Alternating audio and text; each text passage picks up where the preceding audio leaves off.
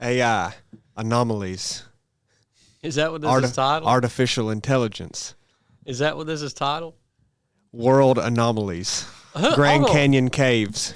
Who did Dad mention at the lunch table? Somebody that, who was that, Dad? You were talking about that channel, and that they did that thing recapping the conversation that the podcast I did. Todd Friel? Yeah. I can't say his name. Yeah, something like that. Dad said, did you see where they did something on so-and-so? And you were like, yeah, I saw that. And then Dad was like, yeah, they're a turd. It was like somebody like Joan. Or Chip and Joanna Gaines. Yeah. Who is that? Chip and Joanna Gaines. They got like a big, their forte is they flipped houses back in the day, and they got really good at decorating. Waco, Texas. Yeah, they got really good at decorating, so they had these flip your house, redecorate your house, put shiplap up all throughout your house. Shiplap. Yeah. This was on TV or YouTube? Home decor. Ship. It was on TV. I think they have like exclusive deals to one of those, like Hulu or something like that now that you pay to have on your TV to do. But they evidently got big in the... Yeah, it's called Fixer Upper, Corn. Evidently they've got big show in the homosexuals now. Yeah. Okay, they so got big in with them. Yeah, what's the deal here? Because it sounded like you had done some research on that, Chili, and Cornbread's heard about it. I haven't heard anything about it. No, I hadn't done no research. I just know who it is. They're huge. Fixer Upper is a TV show doing what Chad Corn said, but they're Christians, outspoken Christians. So it's a big controversy because they did something with a gay. I don't know. I don't know the details. I just know who they are. Just because you're a Christian doesn't mean you can't even hang around a gay. I mean, I think they what'd they do? Fix up a gay couple's house? Yes, yeah, probably. Like that. And I think they're like leaning or going to try to develop a line of home decor for the LGBTQRSTUV people. Okay, yeah. So that got it. Yeah. Who says you can't invite? Who says that if you have a TV show, you fixing up houses, you can't have a homosexual come on and you fix your house up with him? I mean, look, some of these homosexuals that I've hung out with around, they're funny as crap. They're good people. I mean, they're funny people. They're not awful, terrible, like kill you, evil people, man. They just they've got a problem, in a area of their life. So these people are getting tore up because they fixed up a homosexual's house and they're supposed to be Christian. Yeah, that's what they're mad at. I don't know what they're mad at. I don't know all the details. They may have come out and supported it. I don't know if they came out and said that they think it's okay. I would imagine that would be the issue with it. But I don't know if they did that or not. I don't know if they just fixed it up and that made everybody mad, or they condoned the behavior. Surely there's something else to it. They may be celebrating it. I don't know. Yeah, surely there's something else to it, man. I don't know, man. I'm not going to speak on it if I don't know more details. You got anything else on that? No, I don't know the intricate details of the whole thing. Because I've been out of the loop for so long. What is going on in the world? AI is about to bring it to us, son. Really? About to bring it in hot. They've come up with new developments. Have you been here? I haven't done a Wednesday show since we've talked about AI and the Epstein stuff. You kept up with any of that? No, I have no idea what's going on in the world. Oh, buddy. You said you don't. When you got back, you said you don't give two craps about what's going on with it. Well, I don't, but I'm just getting my brief in just so I can have some awareness. Yeah. The big tech heads are all going out and doing a lot of interviews. Sam Altman, he just did an interview with Theo Vaughn. He's the founder of OpenAI that brought to you ChatGPT. Okay. And Peter Thiel has been doing interviews. He's the Old Palantir head. Old Palantir.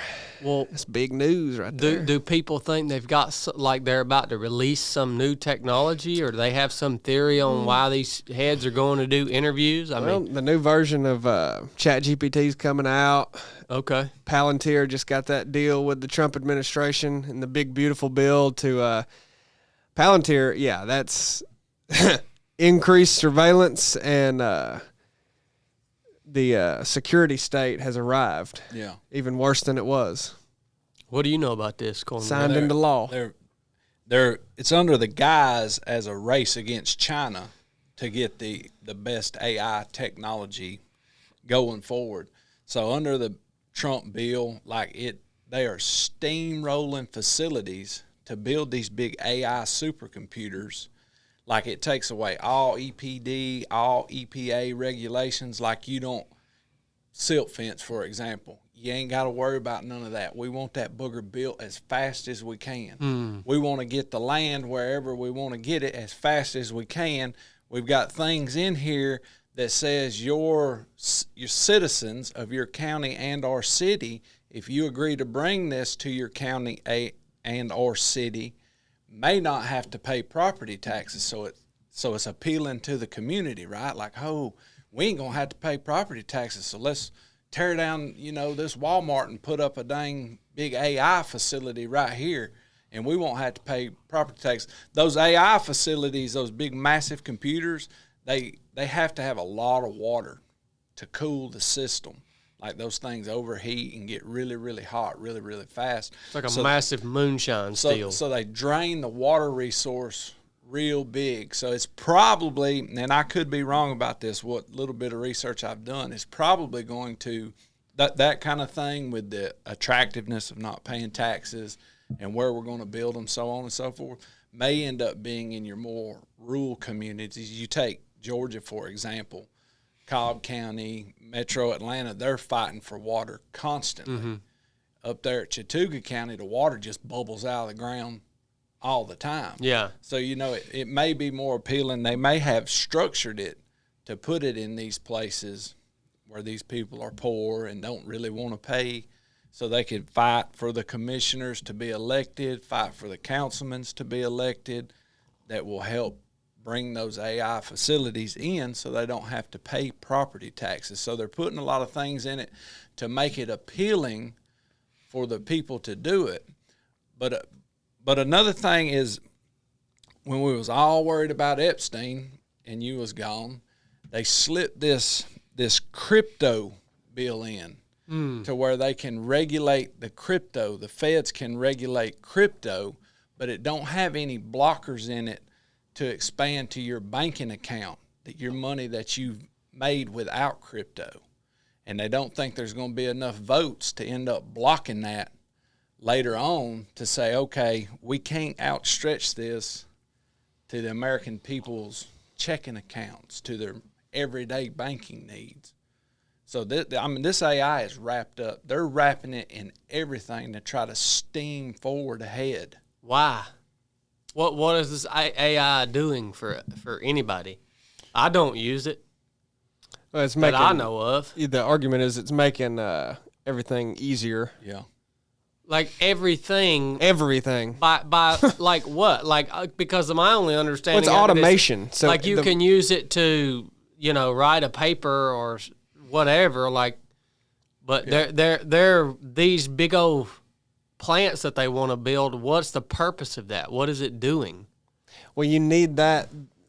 The need for that is to be able to. It's because of how much power, it takes to run these things. Yeah. It's like supercomputer. You know what I mean? And then they're going to use the information or the ability produced by that supercomputer to do what? Okay, well, Palantir. Back to Palantir. They're a data collector, so they are collecting data on everybody in the entire world, every American, but everybody, period. And they have unbelievable amounts of consumer data. And with that data, you can sell that data and you can make plans off of that data. So when the government is surveilling the U.S. citizens to the highest degree possible, to the point where they've collected even biometric data. We talked about that years ago. Whenever the 23andMe thing, you can send your DNA to go get your ancestors' DNA. Well, they take that data and they collect it, and they just had a lawsuit. Did they? Yeah. They were sending that data off and selling it to nefarious places. Well, it's because they want every piece of data they can get on every single person. When you know absolutely everything about everybody, man, that's powerful. They want that because they can use it to like sell things to people. Yeah, absolutely. Yeah, you can do so much with it. Think about what can you not do with it? You know everything about everybody, and you know build sicknesses against their DNA. Exactly. Oh yeah, that's exactly. true. That's what's being done with it. You can research that DNA, and you have such a variety of DNA given to you that you can test and work on and figure out what it's resistant to, what it's not resistant to. That's what you do with biometric data. But just regular data, consumer data and product data, how valuable is that to know what people are clicking on and watching on YouTube and what they purchase and when they purchase? And so that companies with products will buy that information so that they do all the time. They can directly market to the right people who are wanting to buy their products. It'll be a steady input of stuff. I don't know how specifically the AI works, but it's constantly learning itself. It's constantly evolving itself to do whatever that specific AI program is supposed to do better and better and better and more efficient and more efficient and more efficient. Yeah, it's for automation. You say, what's the purpose of building all these things? Why do you want more AI and more powerful AI? Because it can do so many different things. It will affect every appliance in your house, to where your your refrigerator and your microwave and your toaster has AI in it that will operate more efficiently and effectively, and not even need you to get up off the couch to go do something or turn this down or turn this up. It's all automated. It's all just seen as a advancement in technology and ease of use, so society runs more smoothly and efficiently and is interconnected to a point where you don't have to. Yeah, another advantage of it, think about the electric car example. If electric cars all run off of AI and that's artificial intelligence is driving everybody around, well, that takes away human accident, right? Yeah. So it's seen as a safety thing. It's seen as, well, you will implement this and less people will die from vehicular accidents. Yeah, there's a million reasons why they suggest growing it. Is this leading us? Is this really what has to happen for these smart cities to be created, like you've been preaching for years, Chili? Yeah, that it's absolutely a prerequisite for it. How you can't do that without this technology, because it won't be interconnected. It won't allow a system to be made to where everybody can be totally funneled into a city where everything is communal, because that's the premise behind it, is that the private ownership of anything won't be needed. Yeah. It will seem so outdated and inefficient. It's like, well, if you go, and just impossible. If you can make the cars easy, everything's public transportation. Everything's a taxi. Everything's you get into you're seeing that big time now. We were just in Austin, and there's everywhere these taxis that there's nobody driving them. Yeah. Really. Oh yeah, they're everywhere. That's a car. It's a car that with is all critical. these sensors all over it, and you just get in the back seat, and it takes you wherever you want to go. Really? That is critical, man. You have to have a driverless car come up, and it will pull up exactly on time.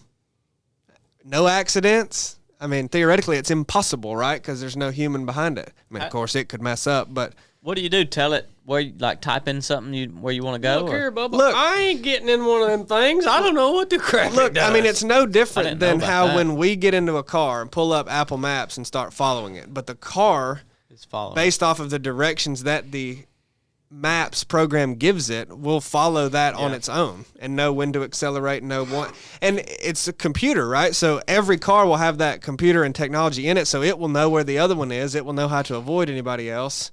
It will come to stops and accelerate around, go here. Yeah. They'll all go the speed limit. Nobody will get hurt, and it'll pull you around. So Yeah, the private ownership of cars is too dangerous. So that will go away. It's all about control in the end. Well, yeah. But it sounds good. Well, yeah, humans are happy to give up things that are in the moment that they don't like to do. Yeah. You can't think far enough ahead to realize what it's going to cause. Yeah, it is another example of trading safety for freedom for safety. Yeah, trading away your freedom for more safety. Yeah. That's the premise of AI. I mean, that's what a lot of it does, you know. You'll even have the people like Sam Altman openly admit that they don't know how to protect people's privacy with these Chat GPT and things like that. You know, more and more people are using it as a therapist. Yeah. you know, I've heard that, yeah. And you know, going to asking it for advice and everything. And you know, the actual AI language model is learning off of the input that it gets from every single person. So when you tell it that you are dealing with this, it will help somebody else partially with what it had learned from its conversation with you. Mm-hmm. You know what I mean? And it could end up causing just a variety of problems on that end. And there's the fact of there are humans behind it, and they can read everything that anybody puts in it. Of course, they're not supposed to. They say they don't, right? But there are humans behind this that can, I mean, they could have a transcript of anything they wanted to find. Yeah. You know. Is this good or bad, Cornbread? I believe it's bad, even just from the minute things that we see right now. Number one being on social media or whatever, you can watch that AI now. Right now, you can pretty much tell, okay, this is a little bit fake. But these videos that you was just on Joe Rogan, they have videos of Joe Rogan saying stuff, and it's Joe Rogan's voice, and Joe Rogan didn't say it. And as that gets tweaked a little bit more and a little bit more and a little bit more, and gets to the point of, oh, well, that's definitely Donald Trump up there saying we have no other choice but to nuke China. Like, you know, this has to happen. I think it's real bad. And the deception level of it, yeah. It has excellent voice recognition already at the infant stages. And you can see where it's developing just levels of different thing that can be used for deception really, really quick. I seen a video the other day. This guy was demonstrating it, and he had somebody come up on stage, and they had a live basketball game streaming in the background. And he got his phone, and he walked around the guy with his video camera, and then he uploaded that information into whatever computer thing, and he replaced one of the basketball players in the live game with that guy. So, you know, whoever it was out there on the court, Steph Curry, will go shoot a three-pointer. It was all Steph Curry's moves, but it was this guy's body as the picture, and it looked like a normal, just looked like he was out there playing in his clothes, and it was a live game, you know, so everybody watching it there. And you think how much we rely on video itself now, just in law enforcement as proof. Police body cams, you know, video storage of, you know, the liquor store that got robbed. Well, what happens if somebody decides, well, that Chad Wright, man, I don't really care for him. This is messed up. He robbed this liquor store. Look, here's the video. He robbed the liquor store. Well, the thing is you'll actually always be able to tell when an AI video, well, I don't know about always, but you can tell the difference right now. Yeah, you can tell it good. No, right, I don't even mean you can tell by watching it. I mean, you can get into the metadata of the video itself and know whether it was an authentic video or AI video. Yeah. Like, even if if you saw a video and you said, I'm convinced that's real, you can look at the metadata and go, oh, it's actually an AI. Right. Holy crap, it's gotten that good. But the problem is if it is that good, no one's going to look at that. I don't know how to look at that. It will just get spread on social media, and millions of people will think it's real, even though technically you could go back and go, oh, it isn't real. Yeah. That doesn't matter, really, because once it's fooled millions of people, well, you're never going to get that back in the bag and be like, oh, it's fake. Have you seen all these animals jumping on trampolines? Yeah. I saw that the other day. A deer jumped up on a trampoline and jumped. And it looked so real. somebody had it looked like it was their security cam, and a big buck came in their yard and jumped up on a trampoline and like bounced 2 times. And I was like, Brooke, look at this. And she looked at it and she was like, that's not real. And I was like, okay, yeah, I guess it's not real, but it looked legit, man. Yeah. It's also, you kind of have to define what you even mean by AI. Because we say AI, but what do we even mean when we say that?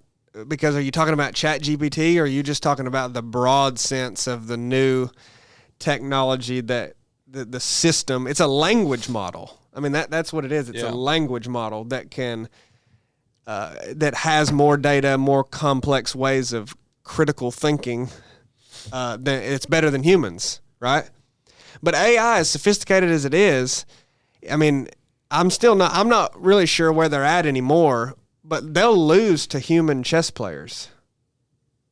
Did you know that? No, I didn't know that. I could be way behind on the. It may have gotten better. It may have gotten better, but I mean, it's very interesting what it can and can't do. It seems so powerful, then it seems like it's behind humans and stuff. But what's the progression that they all talk about is artificial intelligence to artificial general intelligence to artificial superintelligence. And artificial general intelligence is essentially taking AI and that is developed past the point of human cognitive thinking and placing it into like essentially a human robot, human type robot that could, because like what can AI do? That's what I mean. What is it? Yeah, what is it? It's just a thing. It's a language model on a computer. Unless you put it into some sort of, it has no capabilities on its own. Like it can't. Yeah. I mean, what's it going to do? It can't manifest itself in some way. How's it going to? When you say AI is going to do this, it has to have a body. Yeah, it's not it doesn't have autonomy. It's. What do you even mean? So yeah, but if you could somehow place it into a humanoid body with that. Well, that would give it the capability to take its cognitive ability, its knowledge, and perform tasks, do things with it, right? And then superintelligence would just be the next level beyond that can do things that humans can't even do, right? I mean, like general intelligence would be like you could put an AI system into a humanoid robot and it could carry out tasks in warehouses or in offices and that does actual tasks that a human typically would do that they're no longer needed for. But then super intelligence would be things that we want humans to be able to do right now that they can't pull off. Mm-hmm. Does that make sense? Yeah. So that the thinking is that everyone would become obsolete because of this technology. But you earlier asked, why do they want to build all these data centers? Why do they want to build all these servers or whatever you call them, and factories, or I don't even know what you call them, that houses all this stuff and develops all this stuff? Well, it's because it's the same reason that a long time ago you wanted to build equipment in a manufacturing facility that makes Little Debbie's instead of just instead of people putting them together hand by hand. You can make a big old metal contraption that just churns them out, man, by the thousands, and you just have a few people working jobs to make sure it all goes smooth, unclog it when it gets clogged, keep it running. You know what I mean? But AI is just a further advancement of that. Like, man, there's still things that people can't do. We could get this to really ramp up production and advancement and efficiency and make more money.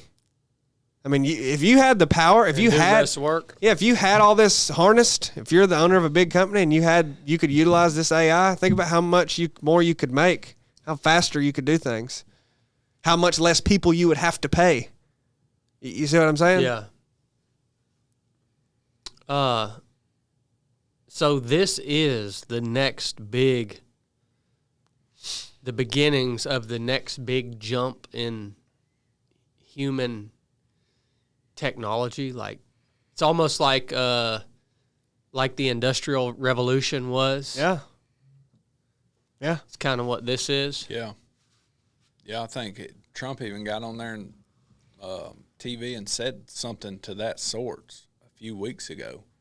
Said we're on the I don't remember it. But did you watch it, Chili? No. He said something to that we're right on the cusp of the most technologically advanced society that in the history of the world in a small frame of time. Yeah.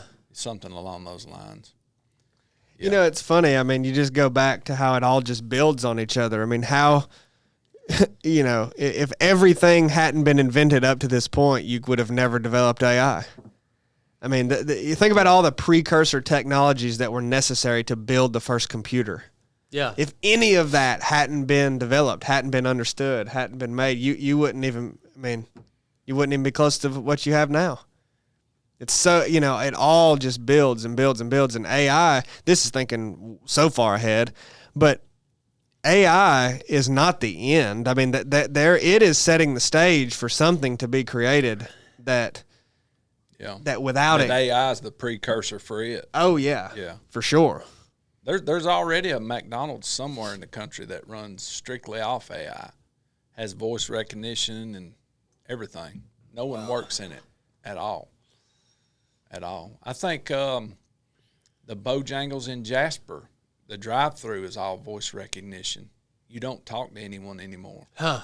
It's all voice recognition. And you just think of all the different, first off, up there in Jasper, all the country bumpkin accents up there, but Jasper isn't too far from Atlanta, so you have probably all kinds of accents, and that thing works just picking them up. Mm-hmm. I'm sure it probably has some vowels here and there, you know, right now being as new as it is. But I'll tell you, I'd rather have an AI machine making my hamburger at McDonald's than I would some of them nasty suckers working in there. Nasty pores. By the way, I just looked it up. I'm way behind on the chess thing. Chess is destroying humans now. Or AI engines are destroying humans in chess now. Really? Yeah, I was way off on that. But, you know, there's still things it can't do. But it has definitely surpassed in that. I'm just like I can't see it right now, but I'm wondering if it, or not if, but how this whole new revolution of AI, like how it fits into the biblical context of the way that the world will go. You know what I mean? Well, yeah, I mean, but back to the precursor technology for the computer, look about how it all fits in. I mean, when a light bulb was invented, you don't really think, man, that set the stage for the Antichrist. But guess what it did? I mean, the invention of electricity. I mean, that we would not have computers without that. We would not have AI without that. I mean, that's all led us to this point.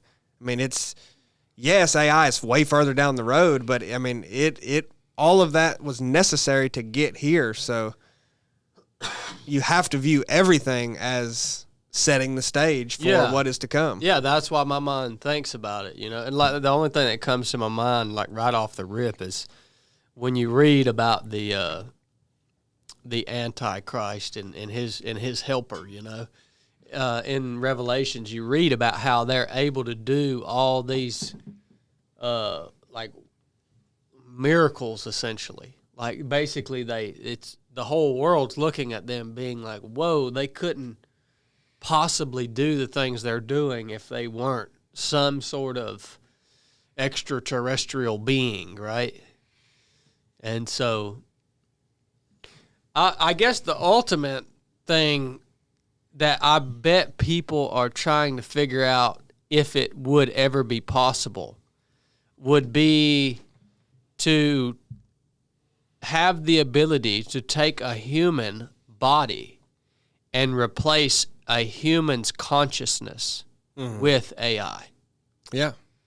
Like to be able to implant AI into the brain of a child and replace their consciousness to be able to control everything about their personality, their actions, and everything completely. What's that chip? It's less about the consciousness, that chip they put in the brain, and more about just controlling, like they can... Neuralink. Yeah, they can just make the person do certain things and stuff. Yeah. I mean, that would be like... Well, that's what they all talk about, merging. the human merges with artificial intelligence, what does that create? And is that possible? It sounds to me like an account in Genesis when humanity merged with an extraterrestrial type of being and created a hybrid human. And the Almighty destroyed everything on account of it. Sounds to me very similar to that. Not exactly, obviously, exactly like that account, but it is strange to think the humans' desires throughout the course of all of humanity always lead them to the same ends. You know what I mean? Like if that happened however many thousands of years ago in the book of Genesis where humans merged with these other beings, like humans had some desire for that. I'm sure it was producing this, men of renown, the Bible says. It's like the root of, it's funny, the root of unregenerate man, the root of all his desires is to be like God.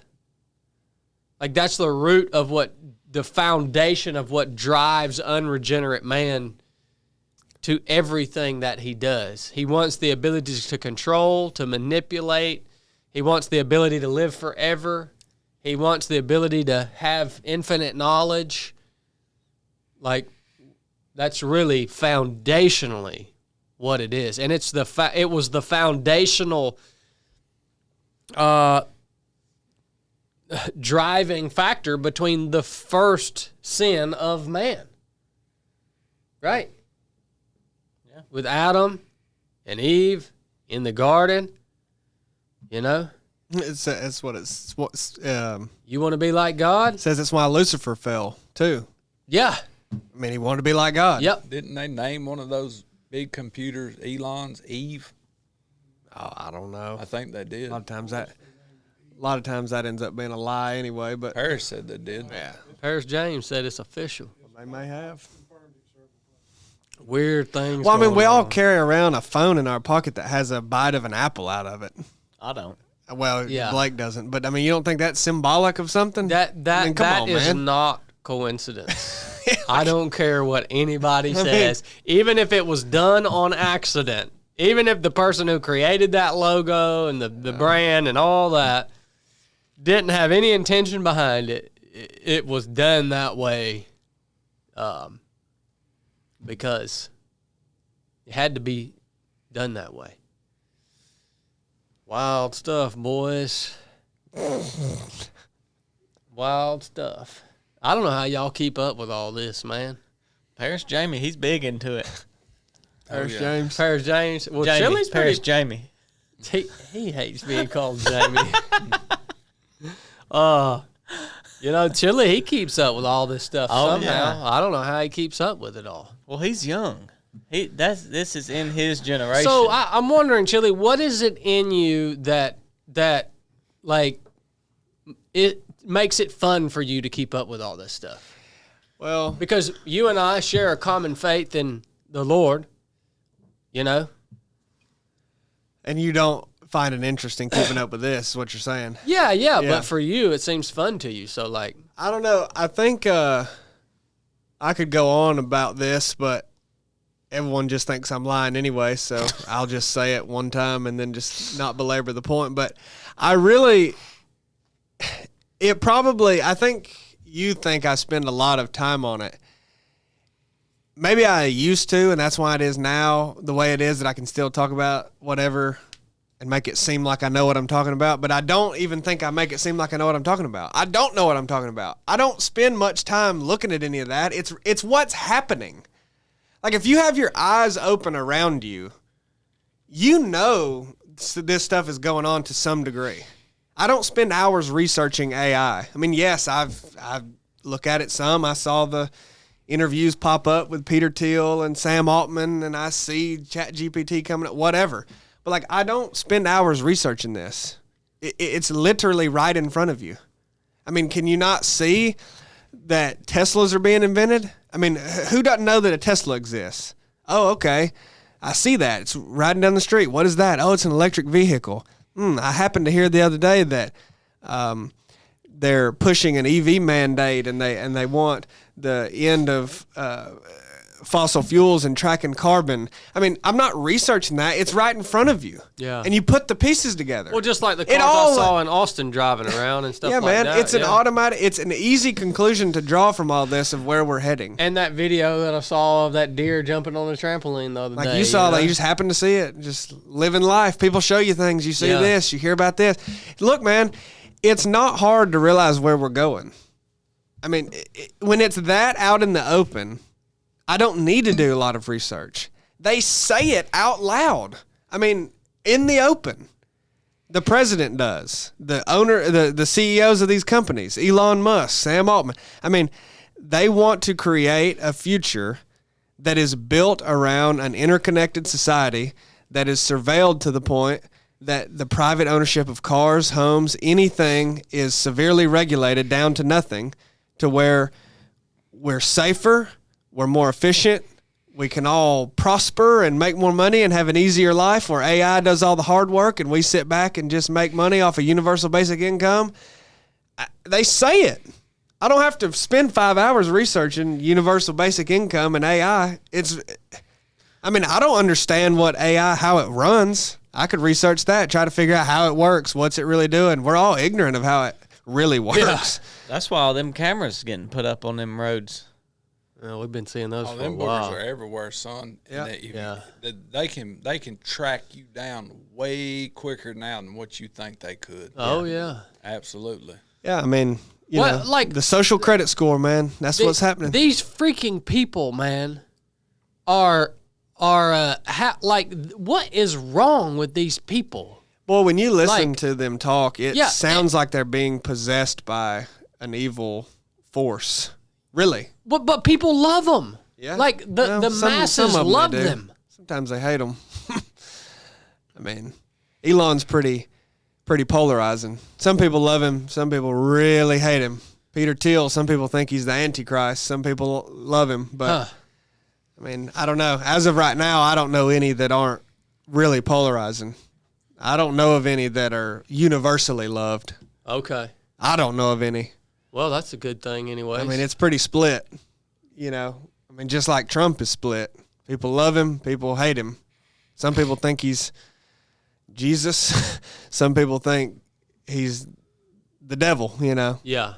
And I think that is a hallmark of somebody that will arise, is it won't be split. Yeah, yeah.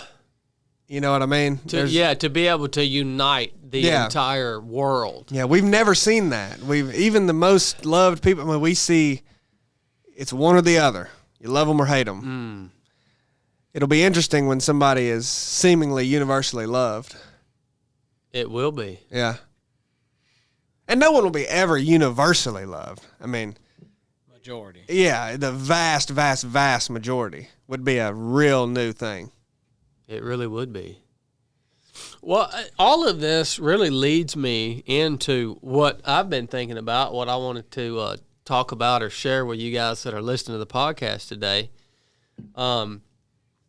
I truly believe that no man can properly wield power or influence or authority or anything. I don't believe any man can wield it, like, for the good.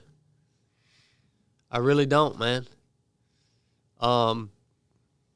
That is something. That's what I called Big Jeff for last night. I called Jeff Cochran last night because I know he's. I'm trying to, because what I'm experiencing is on a much lower level than big famous people and this and that. But I am learning new things and growing in new ways, and I'm trying to lean on people around me that I know are well established and really grounded in their faith and who they are, and people who I respect the way that they've lived their lives, and that's what I was calling Big Jeff about last night. It's like, man, when you do something that turns out for whatever reason, it turns out to get an overwhelmingly positive response.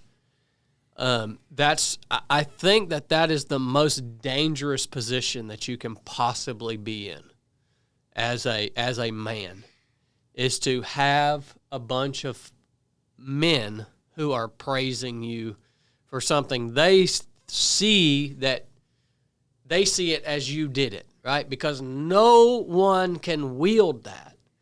And it was interesting because this is a conversation that can apply to everyone. Because when I talked to Jeff last night, he said, Chad, he said, I get what you're saying, man. He said, because my thing is with my son, Chili. He said, I have had to fight my whole life against what it is pride, really. I think that's the thing that wells up in man when he starts to get some sort of influence or starts to become an authority. He's like, I've had to battle my whole life. Every time, Chili would do something cool or good or something like that, people would tell me, oh, man, you did a great job raising him. You did. And he's like, I've always had to battle against that and just always constantly tell myself, like, he told me, he said, I've had to tell myself my whole life, all I did as a father is try not to mess him up. In other words, anything that he does that was good, which Chili's done a lot of good things in life,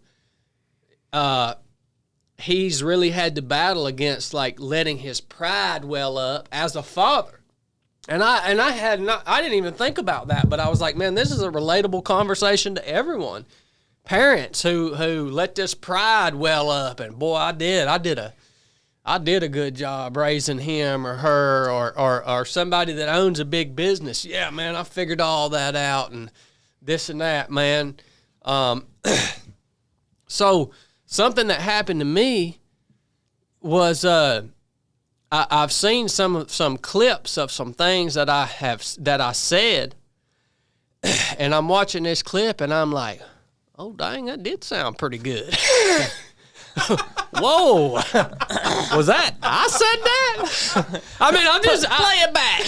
I'm just being straight up honest with you guys. I mean, I'm committed to being honest with you guys. Because that's exactly where the danger is. You know what I mean?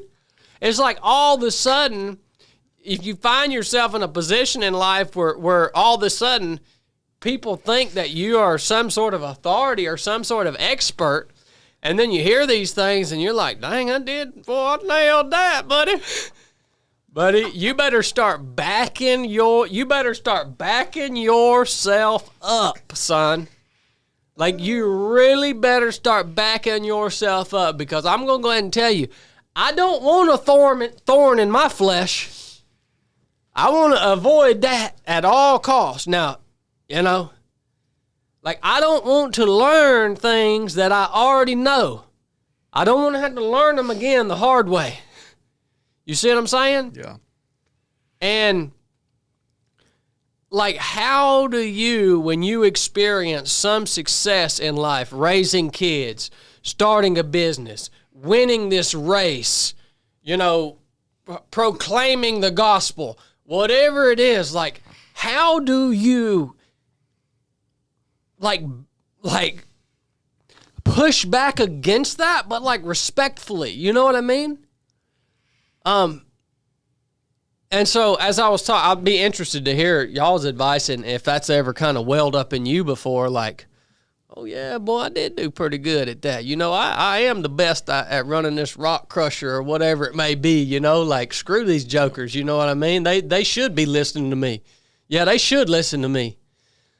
Like, and I was talking to Jeff last night, and the advice he gave me was, he was like, well, hey, man, like, you're conscious of that.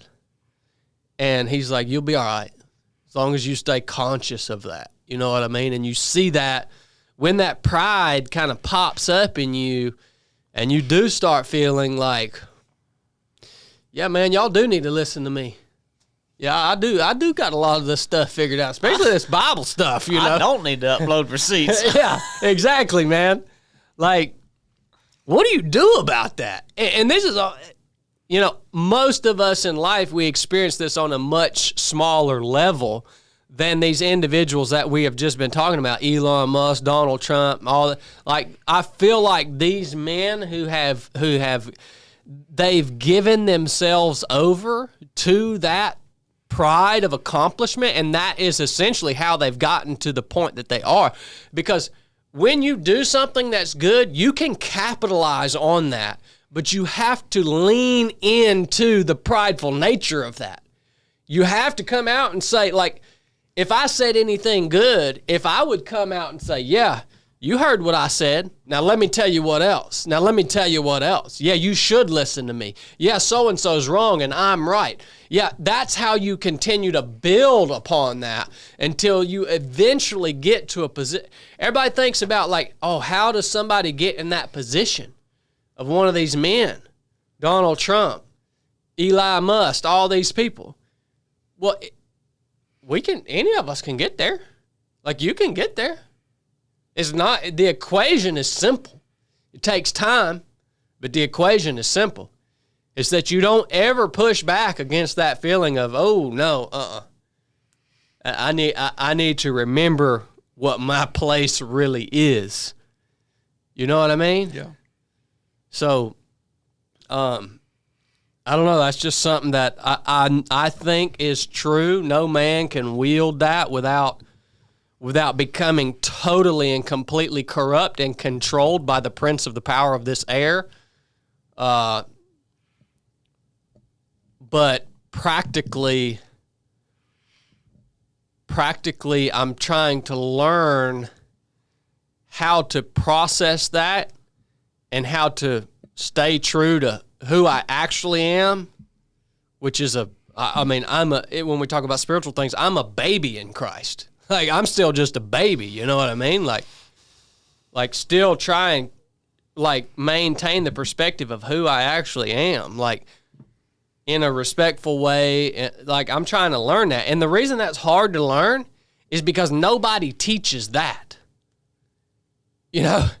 The only thing that people teach is how to win, continue to build on your pride, screw everybody else. I'm going to get this, I'm going to get that, keep going, go higher, go higher, go higher. Nobody's teaching or talking about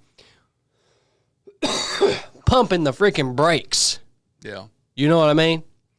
Well, did you feel that way when you first started podcasting and started doing things? You went on Rich Roll and those other few, and you got all this recognition and attention. Did you feel the same way then as you do now? I think it's on a higher level now. Yeah. I think maybe I felt it some in the sense and in the early days, but I think it's just on a higher level now because I have more things now that I can really tangibly look at. Oh yeah, I do. I've read these books. I've had this experience. I'm older now. Yeah. Like, you know, I've got more now that I can really cling to and really feed my pride with than I had when I was first starting out. You know what I mean? Yeah. I think you feel it, you know, at different levels at different times, and you know, you felt it that first time and you had to deal with it then and figure out how to get through it, and then it kind of becomes the normal thing, and you're able to reflect the glory back to God and tell people, hey, you know, that's not me, have conversations, and then you kind of go on this marginal kind of growth, but then you hit this other spot, and it's a big jump. You know, it's almost like we talk about getting too much too fast sometimes. Sometimes we can get too much too fast. But when you grow and build over a long period of time, you don't ever really, I mean, maybe it sneaks up on you more that way than on a big jump. Because in a big jump, it hits you all at once and you're able to recognize it. But over a period of 10 years, I think you could slowly drift into that without actually realizing you got to where you got. So I think it's in a way a blessing to be able to experience it that way, because it's such a stark contrast to the way you were feeling before about yourself, and now you feel all of these emotions and these feelings and this temptations come about because it's such a big jump, you know. So I think it's good that it came that way, because if it hadn't, you might have drifted right on into the fall. Well, okay, then that's the good part. Is like, if we, meaning people of the way, us who are in Christ, like, if we don't push back against this, like, we will fall. Not from grace, but like the Lord will knock you down. And like, that's the part that's the lesson I'm talking about. I don't want to have to learn again. Like, I don't want to have to get, Lord, I don't want to have to get knocked down again. I know I'm going to get knocked down at some point in my life, but like, hey, let's wield this the proper way, so that we don't have to relearn these lessons. Chili, you got something? What are you trying to wield? Just the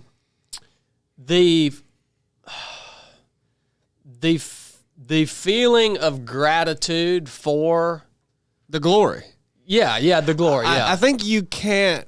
I think man. A better way to say it is that man will not wield the glory. Yeah, that's good. That's much more accurate to what I'm experiencing. Because, there will be kings and there will be powerful men. I mean, somebody that, you're never going to create a world on this earth without Jesus, right? That there's not some people in positions of power. I mean, if they just all went away, there'd be a vacuum there and it would be filled. And I actually think, in some extent, you can say man can wield power. It's been done, and no one will do it perfectly, but there's been much better leaders throughout history. There's been kings from the dawn of the earth, and it says there was good kings and bad kings, and people, not that they were perfect, but what they can't wield is the glory. Mm-hmm. And how you can be in a position of authority or power or continue to grow in this or be the best at something. Be the best runner who wins everything, got world records. Can you wield that? Well, I think it comes down to what you do with the glory of it, because there will be glory given to that and to you. Oh, man. But if you defer it, like Blake said, I mean, you can't control what somebody else does. You can't control the praise that you get from going on a podcast and doing a good job or whatever people think you did.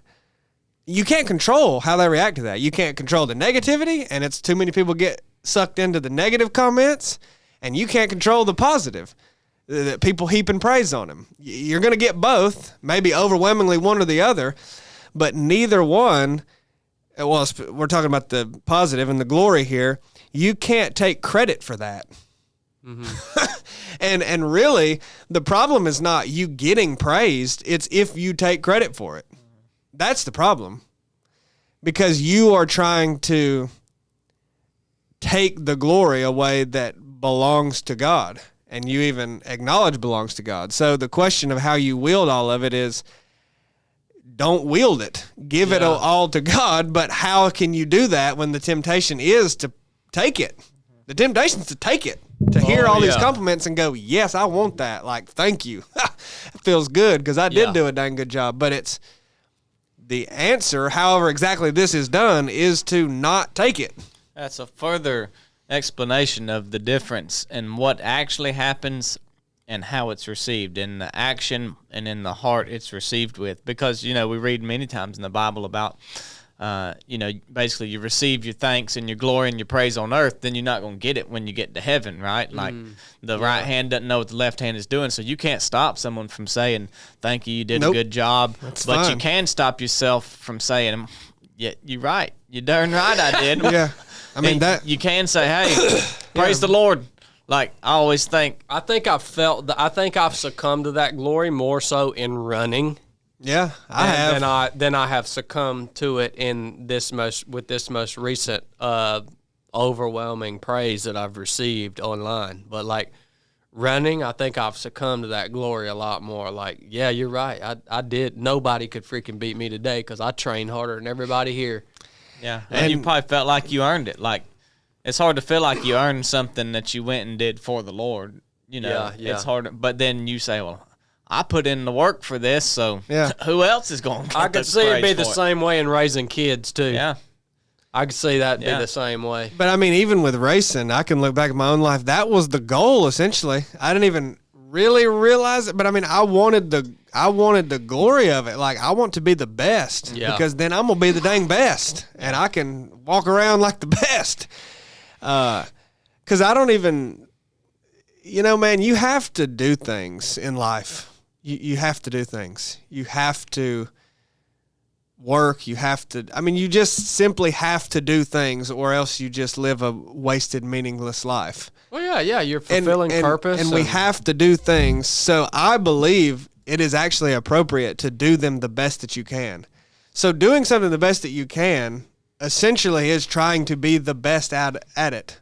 But it's a different look when you say, man, I want to be the best at this and beat everybody and take the credit and glory for that and get what comes with that. Like, man, I can reap a lot of benefits and rewards from being the best at this and build upon that.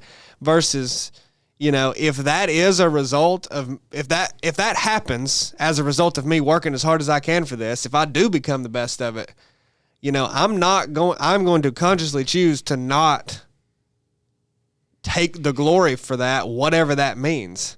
It doesn't mean you refuse to ever be paid for something or refuse to ever. So it's tough to really balance it, but.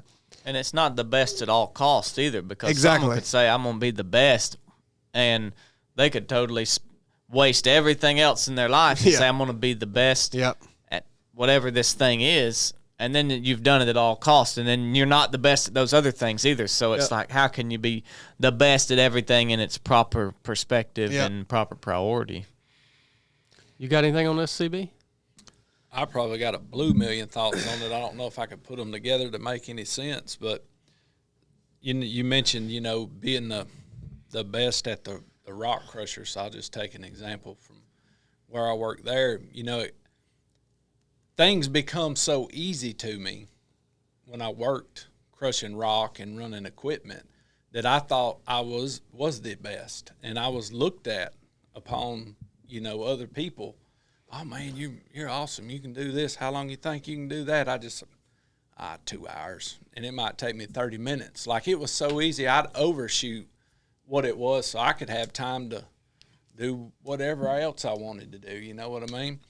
But also in that, like, I got humbled a bunch leading up to that, and even during that, like, make a $5,000 misdiagnosis on the engine of the crusher, and they come out and they spend $5,000 on it, and then it's doing the same thing. Well, you said it was this or that. So then it was a teetotal start over for 2 or 3 years, and then I become really good at diagnosing the engine. So that then I had to make men get humbled in a different way, and so on and so forth. But it also boiled down to, like, who was I actually listening to that? Oh, you're doing a great job. You're really doing awesome. You're really doing. It was really people, and this isn't to sound condescending or mean, that people that really didn't have no idea what I was doing anyway. Yeah. They didn't really have no idea what was going on. So their praise was really just, they just thought it was cool or sexy. Lip service. That was going on. But the people that knew how to do the work and knew what was up and knew the time frames, and that could be bluntly honest, and that would help me, and that also understood you're going to get humbled, like, you may not know exactly everything would give me an honest assessment of everything. And that's where the true value come from, was from those people.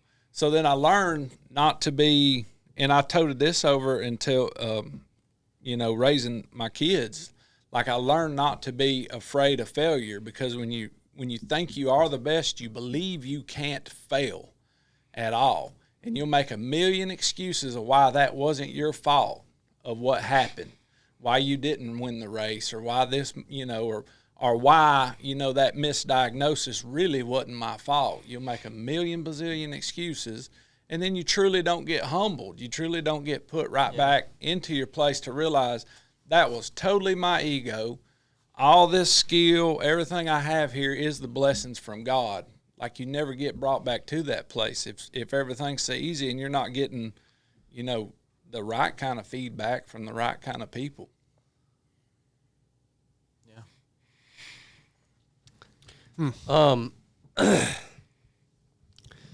Yeah, I think that's maybe that's you said it in a different way. I think what I think I want to avoid is getting humbled. Like I'm like, can I humble myself? Like, Lord, teach me to humble myself. So that you don't have to humble me. Yeah. Because I know you will, Lord, because you love me. You know? Yeah. The same thing can't be said for men and women who are not in Christ. The Lord will not humble them. Yeah. Which is why we see people, the biggest figures in our culture, who go to the level that they go to, is because the Lord's not going to humble them. They're just compounding on the pride, and they're taking it as far as they can possibly take it. But for us, the Lord, because in his love for us, now he might be long-suffering. He might let us get in a real bad way before he finally does. I think I said on my truck talk yesterday, I think that the Almighty will raise men up sometimes just so that they can then fall, be humbled, and so that then he can be glorified. These are, speaking of God's people, right. Be glorified in who they become after they fall. And so when you see a brother or a sister fall, don't ever count them out. You know what I mean? Because that might not be the Lord just taking them completely out of the fight or the equation. Like, that might be for a purpose. You know what I mean? I agree. But yeah, I mean, we want to at all costs avoid having to be humbled by the Almighty. Okay, let me humble myself. Teach me, Holy Spirit, to humble myself so that I can avoid that painful process. Yeah. You know what I mean? So that's a good way to say it, man. And I think you said too something that's I think important, and I think it's that we, as we go through this life and we have we experience accomplishments, or that we're used to do something good, we should be very selective about who we listen to in terms of feedback. And what makes that so hard now? This. Yeah. That's what makes it so hard, right? You know, I got very few men in my life that I should really ever even be listening to any feedback for. You know, 4 of them sitting in this room right now. Dad, Blake, Chili, Corn. Today, Brian came up to me. That's who I talked to at the coffee shop. Which, by the way, Brian's going to come on the podcast, and we're going to dig into Reformed theology, all right? And really talk about that. Sorry, Cornbread. He can have your seat. Is that what you're saying? So, yeah, you know, there's a good handful of people that we should be careful about who we're getting feedback from. Jeff Cochran, why did I call Jeff? It's because he's one of those guys that the Lord's put in my life that it's like, okay, here's a man who I can take feedback from, whether it be good or bad. I know it's going to be honest, and I know it's going to come from a place that's that his perspective is already in glorifying the Lord and not me. And men want to worship men. You know what I mean? Like, men want to trust in men. They want to worship men. Men want to put their hope in men. And if that's you, I can say it's been me at times in life. Like, we got to, if we're ever going to give anybody any good word, we got to get out of that perspective. You know? I think, you know, when you talk about being careful who you get it from, you read negative comments and you say, I ain't got to listen to them because they don't know nothing about me. But then you read positive comments and you say, yep, you're right. You're right. I'm going to listen to that. So that's the hard thing, because we want it, like our flesh wants to hear those good things. Yeah. And that's the that's the temptation. But really, they have no more right to say good job or bad job than you know. Well, so negative feedback, again, it has to come from the right type of people, right? Because that's why I knew I can talk to any of you guys. I can talk to Jeff. I can talk to any, and like I know that if I need negative feedback, you're going to give me negative feedback for the right reasons, and you're going to deliver it in the right way. And I thought that that video that them heads posted, I haven't got to watch the whole thing, but the little bit that I watched, what is their channel? Oh, the Fortis Institute. Yeah, isn't that right? The Wretched. Yeah. Richard? Yeah, the Fortis Institute. Yeah, that guy, I don't know that guy from nobody, but apparently he's been in the ministry for 25 years or something, and like not everything that they talked about was positive, and to me that was great, but because of how they delivered it, like, you know what I mean? right. We can give each other negative feedback out of love and delivered in a way that is beneficial to each other. You know what I mean? Right. So yeah, but I mean that very rarely happens. Yeah, and certain people, maybe even that guy, I don't know, are not doing it out of love. They're doing it to try to attract people to view their video. Well, yeah. Oh yeah, that's true. You know, so it's the intent behind everything. If that guy really cared that some of the things you said might not have been right or whatever, then he should have made that video and text or emailed it over or whatever. He could have figured out how to get it there. He wanted to capitalize on views. So nonetheless, I think found like getting down to the bottom of the point that I'm trying to make is that everything, all of the voices that we get, all of the stuff that we get from internet land, like truly none of it really matters. yeah, Like, but I get to where I place more. I place stock in those at some point, and many points in my life. Like, it's just good to remember. Hey, the opinions, not even opinions, the feedback that we get on the things that we do, good or bad, as men, the feedback that we get from other people who we are in relationship with, like that's really the only feedback that you can trust. Mm-hmm. You know what I mean? And really take on board. And it's not always going to be perfect feedback either, even from men that you're in relationship with. But at least you should take it on board, and you should make considerations based off of that feedback that you get. Right. You know what I mean? And it's just it's a good reminder for all of us, because we're all connected in some way, shape, or form. I don't know. Well, everybody watching this is in some way, shape, or form online. yeah. So it's just a great reminder, man, to and I tell you another thing it does, it makes you value the fact that you have people in your life who you do trust to give you feedback on the things that you're doing. You know what I mean? I think there are a bunch of people that don't even have those people in their lives, man, and that would be tough, dude. That would be real tough. I think with you too, you're not just giving this advice, you really put it into practice. You know, I feel like you've done that for a long time.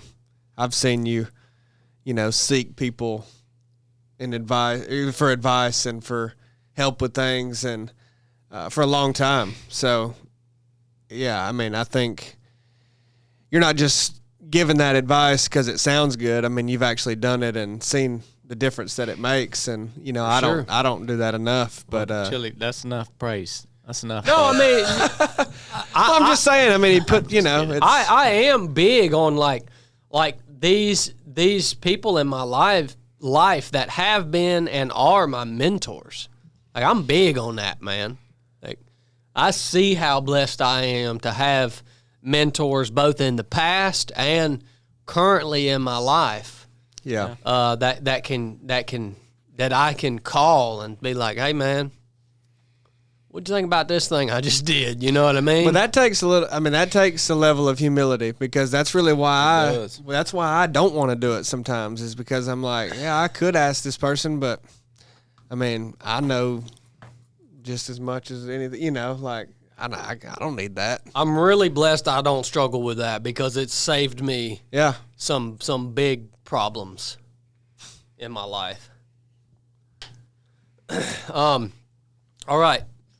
Y'all get ready for the Patreon question of the week. I am going to hit the head real quick. Tell us about our partner that brought the show today, Barbell Apparel. You got the shorts on. Show them off. I got the ultra shorts on. That's what I got on today. Dang, ultra shorts. Yep. Tell them about them, Chili. Well, can we talk about this? No, not yet. They can look at it, just know it's coming. They can gawk at it. Yeah, just gawk at it. That's big. That's coming soon. Just gawk at that. Man, it's soft. Yeah, that's nice. But, well, I guess we can't talk about this, but we can talk about the other things that Barbell makes. You know, they've been a long-time partner, and some people are probably, I don't know, they might even be tired of hearing about it. But do you know why we keep talking about it? You know why, Blake? Yeah, because they're the best. Because that's literally all we wear. It is. When I went to Kenya, and that's all I brought over there, and I would see Bob in the morning, and he's always asking me like what I'm wearing, what kind of gear I'm got and stuff, because I'm a gearhead. And he's like, "What is that?" I'm like, "Barbell." And then the next morning we go into some meeting, a church meeting or something, and got on, you know, dress pants. He's like, "What's that?" And I'm like, "Barbell." They got everything. It's literally the only clothes in my closet. Yeah, I mean, you know, from jeans to dress pants to dress shirts to all the athletic clothes that we wear, whether it be tank tops or ultralight tech tees or the Ranger shorts or now the ultralight shorts, I mean, that's literally all we wear. So if you haven't heard of them, definitely go check them out at barbellapparel.com. We even have a 3 of 7 section with Be Hard When It Gets Hard ultralight tech tees, 3 of 7 shirts. I think they still have some branded shirts based off of the race, right? Yeah. 1 mile out. That's still in there. Some logo stuff. Yeah, a lot of people aren't even aware of that. A lot of people have watched the 1 mile out documentary, loved it, but they don't even know that there's apparel based on it. You know what I mean? So the joggers that you actually wore in the race to the dang graphic tee with that logo of you is pretty dang cool. Mm-hmm. I do like that shirt, you know. So got the don't take quitting or take quitting don't take quitting off the table. Yeah, take quitting off the table shirt. That's another cool one. So it's not just the solid colors. I wear a lot of just solid things, but it's also got the cool graphic tees on there. It's something for everybody. All right. Thank you, Barbell Apparel, for being such an awesome partner with us here at 307 Project for so long.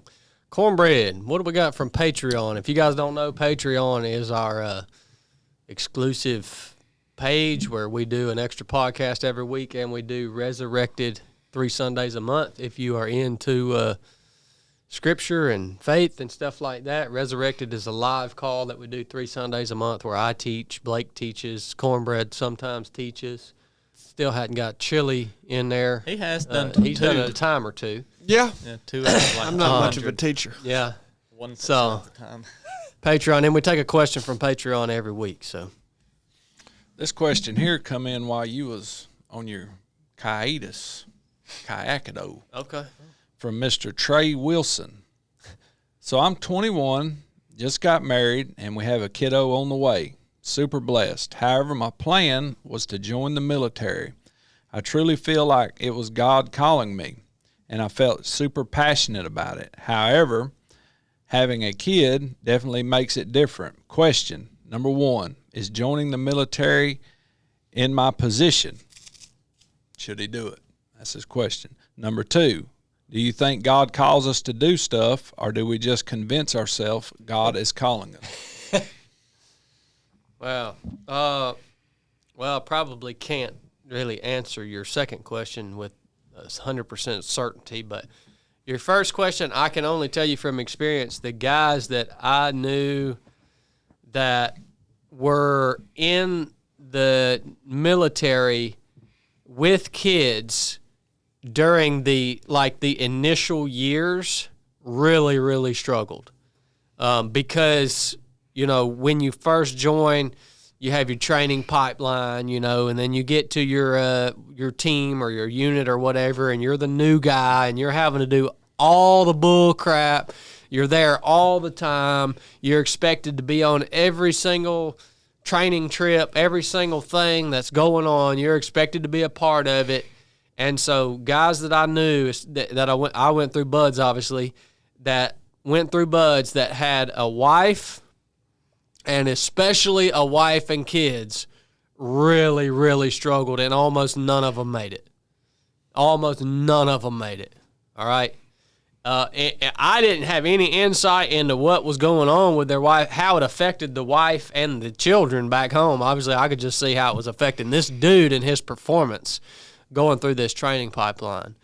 Now, guys who went through the training, did a deployment or two, got into an established position, you know, got a little bit of rank about them, had some say into, you know, what they were doing, and you know, were able to spend a little more time at home, and then decided to get married and have kids. I think they did fine. You know what I mean? But going into that career, man, with a wife and with kids, I mean, that was one of the biggest pieces of advice Frank Cutler gave me when I went to the Navy, and I thought it was silly. You know, he said, "Look, dude, you do not even need a girlfriend. You don't need nothing. Don't have nothing. A girlfriend, surely don't have a wife. Like, we sure didn't even get to the idea of having kids. Like, that was just not that was just too silly to even talk about." You know what I mean? That was one of the biggest advices he gave me, is you can't go into this career path unless you are going to be committed, you know, 100% to this career path. That being said, we're talking about the Navy SEALs. You know, other career paths within the military might be less demanding than the Navy SEALs, but irregardless, they're all going to be a lot more demanding than anything that you're going to be working on out here in the civilian world, because you don't have any say about nothing when you're in the military.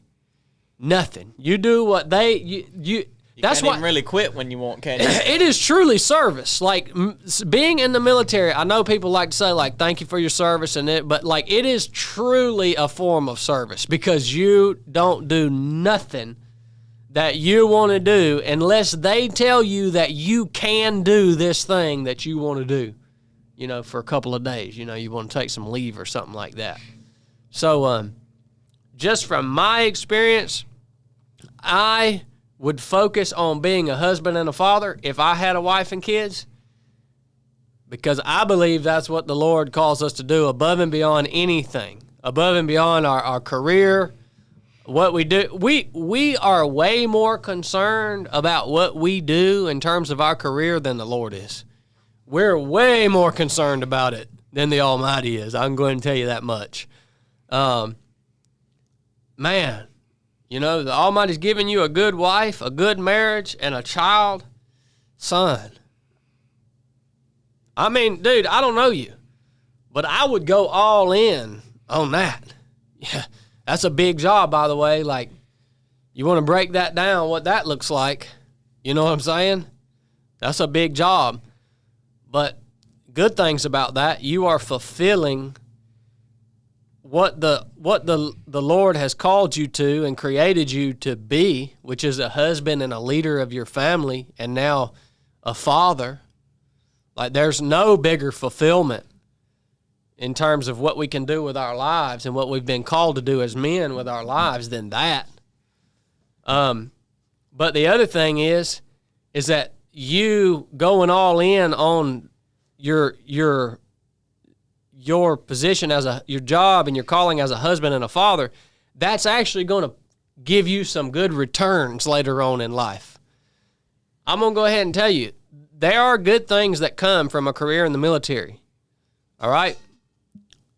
But for the most part, when the military is done with guys, it spits them out and they are lost. Like, not very often do you see people who get a good return on that investment, the military being. I actually have a call with an old friend today. It's weird. I have people who are texting me and calling me who used to hate me from the military, who have my number from decades ago, texting me and calling me, asking me for advice, who used to hate me. And I'm like, okay. Well, man, I don't know that much, but the thing is, like, these guys were very successful in that career, way more successful than I was in that career. I mean, these are guys that spent the majority of their career over at SEAL Team 6 and stuff. And I served with them for just a little bit before they went over there. Well, they've been spit out the backside of that pipeline, the elite of the elite, and they're lost, man. There's not a big return on that investment. You put your energy into your woman, your marriage, and that kid, son, you're going to reap a harvest from that. You really are. So that would be my advice. Your second question, do we just make things up in our heads, or are we called to do things? Man, I'm still trying to figure out the answer to that. Where do I stand right now? I think most of the time we make things up in our head as it pertains to our careers. Most of the time that's more us than the Almighty. That's my 2 cents on that. So. Good. Well, boys, I got my first guitar lesson coming up. Look at that boy, me picking that thing, boy. I'm gonna take guitar lessons. You know, when you get old like me, they say your brain starts whittling down, and that, you know, if you will keep learning new things, learning how to do new things, it's gonna, you know, keep your wits about you a little longer. So I'm gonna go and piddle around with this guitar. And we don't need you losing your wits. Yeah. So we appreciate you guys tuning in. Dang, it was good to be back on a Wednesday episode, you know. We'll read Super Chats. Yeah, we'll hit Super Chats. Wednesday episodes, for you guys that don't know, Mondays are Monday meetings where we go through scriptures, and Wednesdays are more of a freestyle episodes. So if this is your first Wednesday podcast, that's kind of, they're always different, but we just, you know, do what we want on Wednesdays. You want a ruck challenge update? Has it started? We're in the middle. It has started. Of week 1. 5 mile, 40-pound fastest ruck. Blake Alvey's leading right now with a 8:47 pace. 8:47 for 5 miles with a 40-pound ruck. That's pretty stout. Yeah. Yeah. Tom, who's always on Resurrected, 8:53 pace. Ooh, he's right behind him. Chris Wheat just knocked me out of number 10 to number 11. Oh, that I threw in there you were number 10. But now he went way up the ladder. He was way faster than me. But I'm going to go ahead and give you the last place right now. Only 15 competitors have completed their first attempt. You know James Scoggins? Remember him throwing up at the end of the rock course? I know, James. I love you, James. He's got a 19:12 pace. I mean, with a 40-pound ruck, but man. He did over 1,000 and something feet elevation, too. He didn't do it at a track. He got out in the woods and got busy. Yeah, well, that adds like... Yeah, James, you got to go find a track, Bubba. That adds... how many minutes would that add, you think, over terrain like that? A lot. Yeah, 20-minute mile, that's 3 miles per hour with a 40-pound ruck going uphill. That's a hustle pace right there. Yeah. James ain't playing.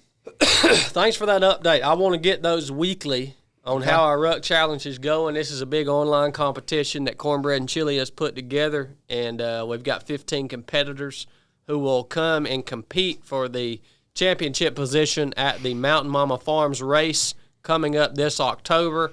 Registration for Mountain Mama Farms is live on Ultra Sign Up. I'll start putting a link in the attachment or in the description of these shows.